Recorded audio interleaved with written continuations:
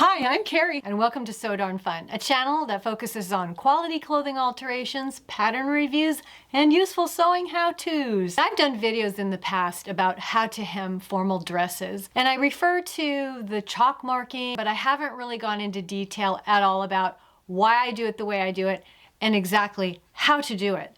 So keep watching, and we'll get into that today.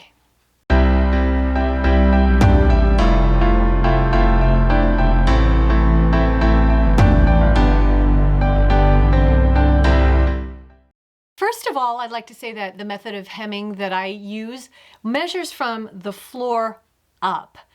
The reason I do that is because dresses fit different body shapes in a different way.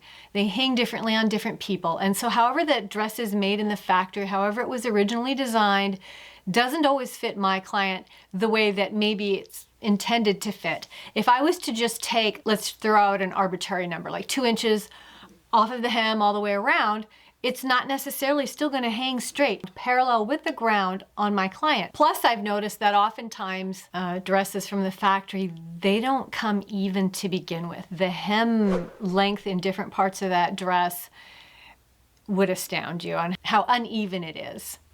So it is always my aim when I hem a dress to make sure that all portions of that hem are even to the ground, unless of course it's a high-low dress or has a train, obviously. So come along with me as we mark the hem on a sparkly pink homecoming dress. So what I first ask my client is how long that they want it. Some people have very specific ideas. They want it above their toe, they want it touching the ground or a little bit above the ground. If they don't know, I usually just try to place their dress just a bit off the ground so that they're not going to drag their toes on it or trip over it or anything. So right here, I'm measuring this dress just to the top of the sole of her shoe in front of her toe. And this dress has a nice long slit up that left side. And I'm just gonna pin in certain places.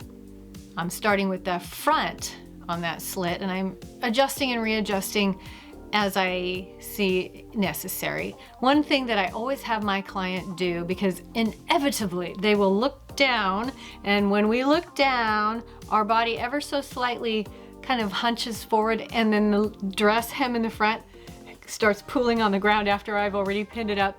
So if they just look straight ahead, I've got plenty of mirrors here in the studio that they can see that hem, even if they just look straight ahead. There's a mirror there. And anyway, that's just something I watch out for. Clients are always a little bit wiggly, so it's hard to get accurate hems. That's why I do take it to my dress form a little bit later.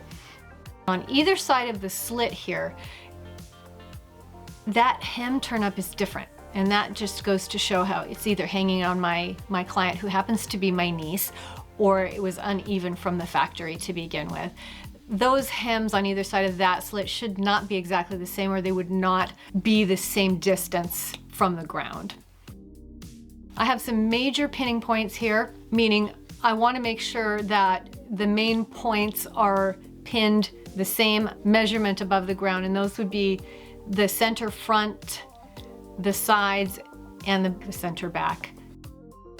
I just want to make sure that those areas are pinned up accurately while the dress is on my client, because those are going to be points later on when the dress is on my dress form that I want to make sure hit that same spot so that I get an even measurement all the way around. So we're just going to fast forward through a lot of this here as I'm trying to get accurate measurements.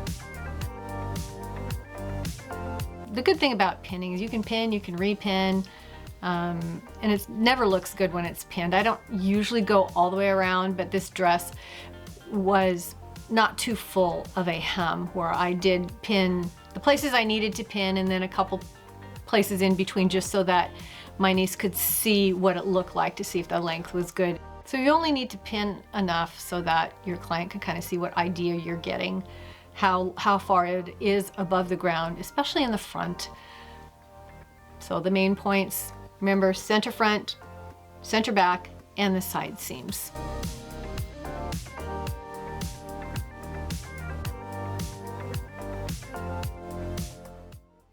I now have the dress put on Helga, my dress form, which is very convenient because Helga doesn't wiggle around.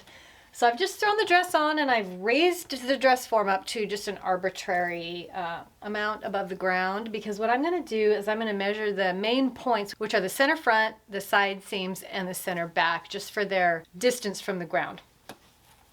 So I'm going to take my, this is just my rotary cutter measuring ruler. You could use anything. And I guess I'll start over here at the slit, and I can measure that it's 9.5 inches off the ground. So what I want to do is make sure that the rest of this dress is 9.5 inches off the ground. The purpose for me adjusting the dress on the form is that the dress is going to fit my form differently than my client. Different shapes, things hang differently on. And I want to make sure that I get the same hang on this. So here on the side, it is 10.25. So what I'm going to do is I'm going to kind of pull the dress down. On some dresses, I put the dress where I want it. I adjust it where I want it, and then I stick a pin in the form, which is really great when you have these pinnable dress forms, because then it holds the dress in place. So this side seam is now 9.5. I think that's where I want it. Now let's go to the back. And it's 9.5, so that's looking okay. Let's look at the left side seam, which is pretty much where this slit goes to. Let me find the seam here. 9.5, so that, it was just the right side, was just sort of hiked up a little bit on the form. And that half of the slit is also 9.5. Okay, so this is all measuring really well. I only had to adjust one place here on camera. So now what I do is I take my chalk marker.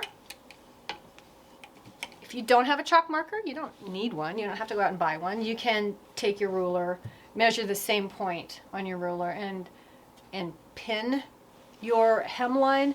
You can baste it with a bright colored thread. Well, I'll show you how I do this. So once I get that right measurement, I pull the pins out. Now this always makes me nervous because I'll never find that spot again.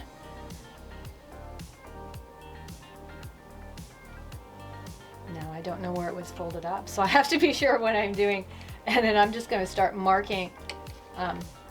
Actually, what I didn't show you is that I already set my chalk marker to the length of the hem. I did that before I started filming, so I guess I kind of skipped that part. Sorry, guys. So this is already set correctly. So I'm going to start chalking it, unpinning, and chalking. And this is not leaving a very bright white line.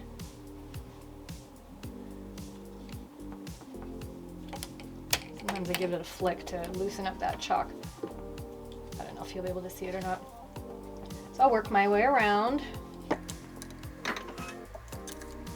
unpinning and then marking. So we'll just do this whole thing.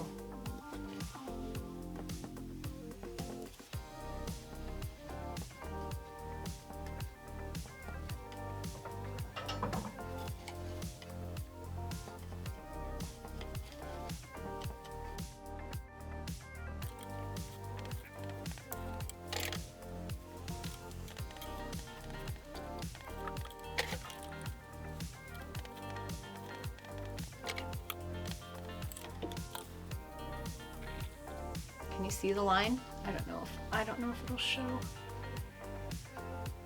It's marked all the way around. So now the whole dress is going to be the same distance off the floor, even though my client, who happens to be my niece, it's going to be almost floor length, but it'll be completely even all the way around doing it this way. Now, this isn't a video about how to hem, but just how to mark.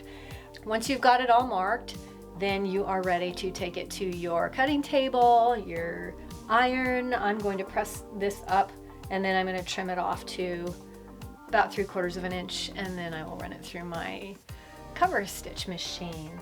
So that's all there is to it. It's really quite simple to mark a hem, and I've always had really good luck and accuracy in doing it this way. Thanks once again for watching. If you enjoy my content, give me a thumbs up and a subscribe. I appreciate that, and I hope I'll see you back.